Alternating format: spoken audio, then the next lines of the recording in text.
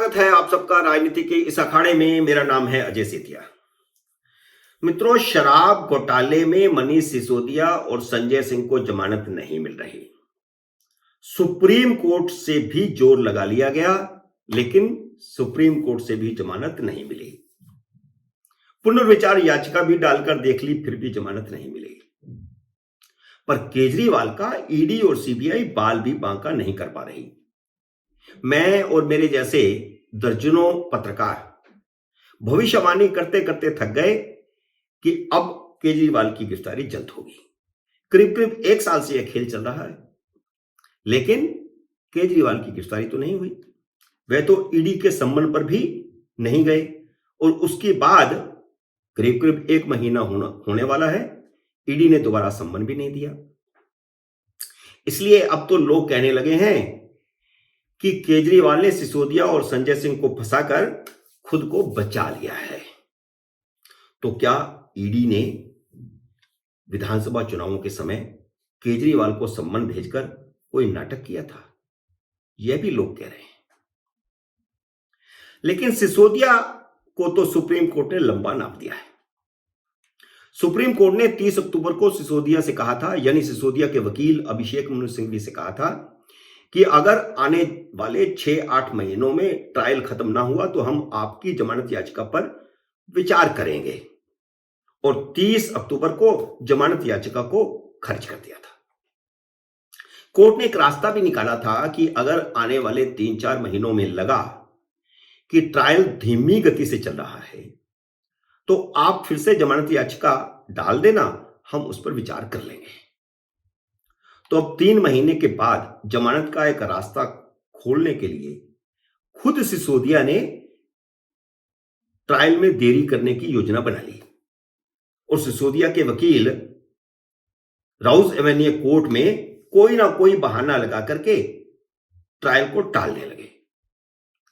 चालाकी देखिए कि पहले तो 10 नवंबर तक आरोपों की सॉफ्ट कॉपी मांगी गई। जब वह कॉपी मिल गई तो सिसोदिया के वकील ने 21 नवंबर की पेशी के समय कहा कि हार्ड कॉपी दी जाए। हमें हार्ड कॉपी नहीं दी गई है आरोपों की। अब यह कितनी अजीब बात है कि जो शख्स, जो आरोपी यानी सिसोदिया लाखों रुपए की पेशी वाले वकील करते हैं, वह 800, 900, 1000 पेज की कॉपी को डाउनलोड नहीं कर सकते। आजकल तो बड़ी फास्ट चलने वाली मशीनें आ गई हैं, मिनटों में डाउनलोड करके प्रिंट कर देती हैं। कितना पैसा लगता है उस पे? हार्ड कॉपी मांग रहे हैं आप। जज समझ गया कि कहानी क्या है। जज ने कहा कि आप जानबूझकर ट्रायल में देरी करने के बहाने ढूंढ रहे हैं। अब सिसोदिया के वकील को लगा कि उसकी चोरी पकड़ी गई है, तो उसने उल्टे ईडी पर आरोप लगा दिया कि देरी वह करना चाहती है। अब देखो, कोर्ट के उस आदेश को 1.5 महीना तो बीत गया है। सुप्रीम कोर्ट ने 30 अक्टूबर को जमानत याचिका खारिज की थी और यह 3-4 महीने वाला एक रास्ता खोला था, ट्रायल कोर्ट वाला। लेकिन ट्रायल अभी शुरू नहीं हुआ है, 1.5 महीना बीत गया, 15 दिसंबर निकल चुका है।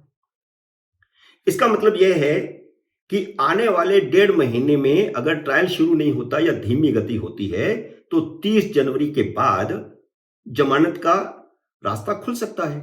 सुप्रीम कोर्ट में फिर से जमानत याचिका डाली जा सकती है। और सुप्रीम कोर्ट ने अपने पुराने आदेश में कहा ही था कि हम इस पर विचार कर लेंगे। तो शायद 30 जनवरी के बाद कभी भी जमानत का रास्ता खुल सकता है। लेकिन इस बीच एक खेल हो गया। खेल यह हुआ कि अभिषेक मनु सिंघवी ने सुप्रीम कोर्ट में पुनर्विचार याचिका दाखिल कर दी। अब जमानत के लिए पुनर्विचार याचिका का यह खेल पहले कभी नहीं सुना था। जमानत की पुनर्विचार याचिका उसी कोर्ट में डाली जाती है, उसी बेंच के सामने जाती है जिसने पहले जमानत की याचिका खारिज की हो। तो इसलिए पुनर्विचार याचिका पर जमानत मिलने की संभावना ना के बराबर होती है। और अगर पुनर्विचार याचिका खारिज हो जाए तो फिर कोई रास्ता नहीं बचता। और पुनर्विचार याचिका क्योंकि वही बेंच सुनता है तो इसलिए कोई भी समझदार वकील पुनर्विचार याचिका लेकर के जमानत की नहीं चाहता। फिर क्या कारण है कि अभिषेक मनु सिंघवी जैसे समझदार वकील ने सिसोदिया की जमानत की पुनर्विचार याचिका दाखिल की? अब दाखिल की या करवाई गई, या किसके कहने पर करवाई गई? और हुआ वही, सुप्रीम कोर्ट ने सिसोदिया की जमानत की पुनर्विचार याचिका भी खारिज कर दी। अब आप सोचिए कि अभिषेक मनु सिंघवी जैसे समझदार वकील ने पुनर्विचार याचिका क्यों दाखिल की होगी? यह एक बड़ा राजनीतिक सवाल है, यह कानूनी सवाल नहीं है। सिसोदिया को लोकसभा चुनावों तक लंबा निपटाने की साजिश किसकी होगी? अरविंद केजरीवाल की या फिर सोनिया गांधी की? सोनिया गांधी का नाम मैं इसलिए ले रहा हूं क्योंकि 3 राज्यों में हार के बाद सोनिया गांधी अचानक राजनीति में फिर से एक्टिव हो गई हैं। वे पिछले कई महीनों से, या कहें कि लगभग साल 1.5 साल से वह राजनीति में एक्टिव नहीं थी। पार्लियामेंट में भी यदा कदा आती थी। उनको कई तरह की बीमारियां हैं, उसमें सांस की बीमारी भी है। अभी चुनावों के दौरान भी वह तेलंगाना के अलावा कहीं नहीं गई। और जब राहुल गांधी और प्रियंका गांधी राजस्थान में प्रचार कर रहे थे तो सोनिया गांधी गई जरूर थी, लेकिन आराम फरमाने के लिए। लेकिन अब वह अचानक एक्टिव हो गई। वह उस समय महुआ मोत्रा के साथ खड़ी थी जब बर्खास्तगी के बाद वे मीडिया से बात कर रही थी। वह संसद की सुरक्षा में सेंध के बाद निलंबित किए गए 15 सांसदों के साथ धरने पर भी मौजूद थी। राहुल प्रियंका के फेल हो जाने के बाद सोनिया खुद फिर से एक्टिव होती दिखाई दे रही हैं। और लोग तो यहां तक कहते हैं, लोग मैंने राजनीतिक सूत्र जो हैं वो यहां तक कहते हैं कि लोकसभा चुनावों की रणनीति बनाने लगी हैं वे खुद। अभिषेक मनु सिंघवी ने या तो केजरीवाल की सलाह पर सिसोदिया की जमानत की पुनर्विचार याचिका डाली होगी, या फिर सोनिया गांधी या राहुल गांधी की सलाह पर। लोग कह रहे हैं कि यह काम केजरीवाल का है, लेकिन यह काम केजरीवाल का अगर नहीं है तो यह काम जरूर गांधी परिवार का है। अभिषेक मनु सिंघवी दिल्ली सरकार और केजरीवाल के वकील जरूर हैं, लेकिन कांग्रेसी होने के कारण ताबेदार गांधी परिवार के हैं। जो लोग यह सोचते हैं कि कांग्रेस में अब गांधी परिवार की नहीं चलती, मल्लिकार्जुन खड़गे अध्यक्ष हो गए हैं, उनकी चलती है, तो वे गलतफहमी में हैं। कांग्रेस अभी भी गांधी परिवार की ही है।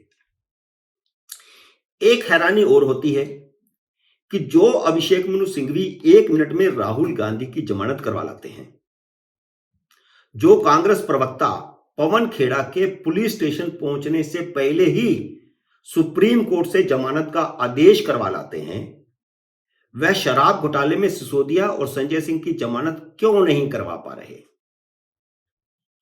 संजय सिंह के साथ भी तो वही हुआ है। उसकी जमानत याचिका तो अभिषेक मनु सिंघवी सीधे सुप्रीम कोर्ट में ले गए, तो सुप्रीम कोर्ट ने सुनने से ही इनकार कर दिया। आखिर अभिषेक मनु सिंघवी हाईकोर्ट जा सकते थे, वह सीधे सुप्रीम कोर्ट चले गए। तो इसका मतलब क्या है? खेल कर रहा है क्या कोई? कौन कर रहा होगा? तो मैंने आपके सामने 2 बातें रखी हैं। इस खेल के पीछे या तो केजरीवाल है या गांधी परिवार है।